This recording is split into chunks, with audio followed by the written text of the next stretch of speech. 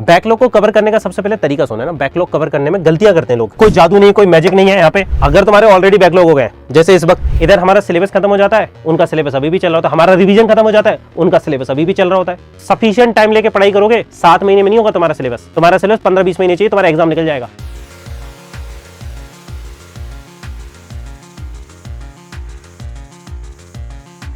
Backlogs जो बच्चे शायद अभी स्टार्ट कर रहे हैं, तुम कोई भी कोचिंग ज्वाइन करोगे, तुम्हारा कहीं ना कहीं बेसिक मैथ्स वेक्टर तो निकल ही गया होगा।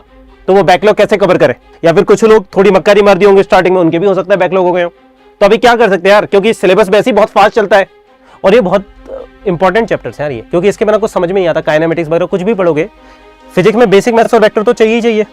तो यार तुम्हारे जो भी बैकलॉग है, मेक श्योर है ना, बैकलॉग को कवर करने का सबसे पहले तरीका सुना है ना। बैकलॉग कवर करने में गलतियां करते हैं लोग। बैकलॉग के दौरान कुछ जो कवर करते समय कुछ चीजों का तुम्हें ध्यान रखना है ना, ताकि तुम्हारा नुकसान ना हो। मैक्सिमम लोग जिस तरह से बैकलॉग करते हैं उसमें उल्टा खुद का नुकसान कर रहे होते हैं।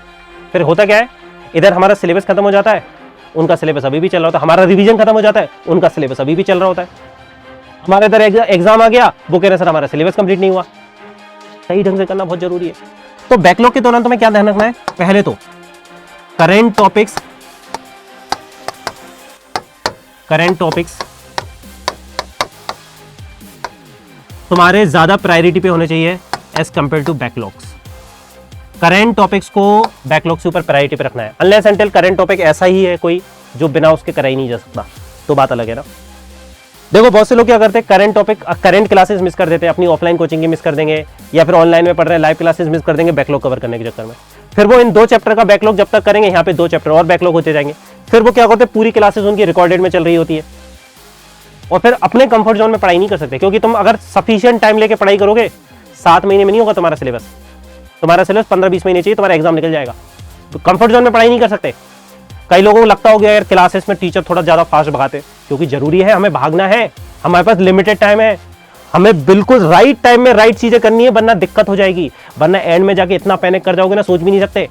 अभी अगर जाके फरवरी मार्च तक तुम्हारा सिलेबस नहीं हुआ, तुम गए, तुम्हारा कॉन्फिडेंस ही खत्म हो जाएगा। तुम पढ़ना वरना तो बुझो, कॉन्फिडेंस ही पूरा खत्म हो जाता है यार। फिर कहोगे मैं वन शॉट कर लूं। अरे वन शॉट रिवीजन के लिए होता है, वन शॉट पढ़ने के लिए नहीं होता है। वन शॉट रिवीजन के लिए होते हैं यार, बाद में एंड में अपन रिवीजन करते हैं। आ जाओ, करंट टॉपिक्स हमेशा बैकलॉग से ऊपर प्रायोरिटी पे रखने हैं।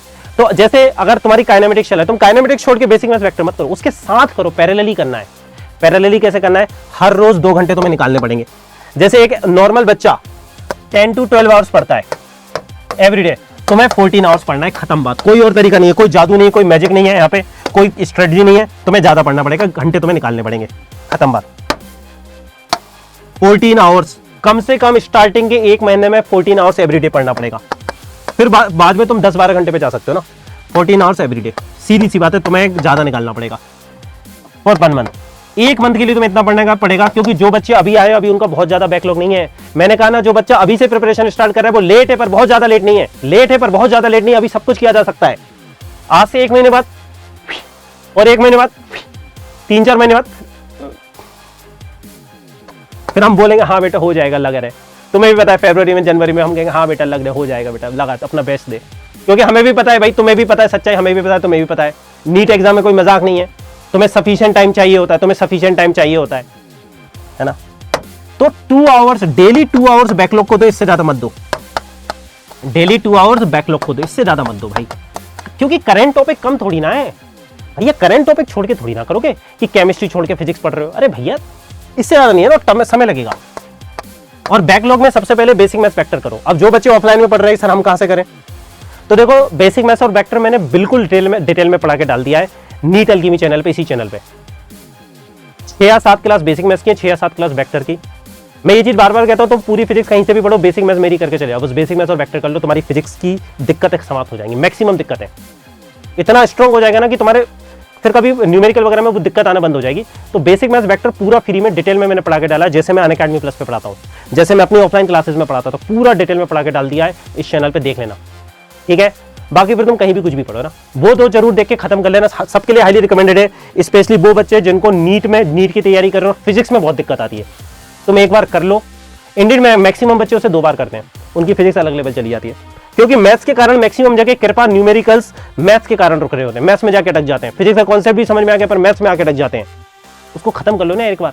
वेक्टर सॉल्व नहीं हो रहे लोगों से, खत्म कर लो ना उसको एक बार ढंग से करके यार, सही ढंग से पढ़ाई करो ना यार। हाँ ठीक है भैया ना। तो बैकलॉग के दौरान ये ध्यान रखना है, डेली 2 घंटा निकालो, करंट टॉपिक छोड़ के नहीं करना, वरना सब बैकलॉग हो जाएगा, सब बैकलॉग हो जाएगा। करंट टॉपिक भी बैकलॉग हो जाएगा। आज से 3 महीने बाद तुम कहोगे मैं क्या करूं, समझ ही नहीं आएगा तुम्हें। आज वक्त है, आज सही स्टेप्स ले लो, आज वक्त है, आज सही स्टेप्स ले लो।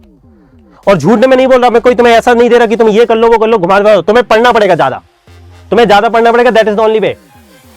तुम्हें क्या लग रहा है करंट टॉपिक में तुम्हारा जल्दी हो जाएगा? भैया करंट टॉपिक में अगर बाकी बच्चे को 10 से 12 घंटे देने पड़ रहे हैं, तुम्हें भी 10 से 12 घंटे देने पड़ेंगे, तो 2 घंटा एक्स्ट्रा कहां से आएगा? निकालना पड़ेगा, तुम्हें उससे ज्यादा फाइट मारनी पड़ेगी, तुम्हें ज्यादा सेक्रीफाइस करना पड़ेगा। अगर तुम चाहते हो तुम उसको पछाड़ पाओ, तुम्हें ज्यादा सेक्रीफाइस करना पड़ेगा।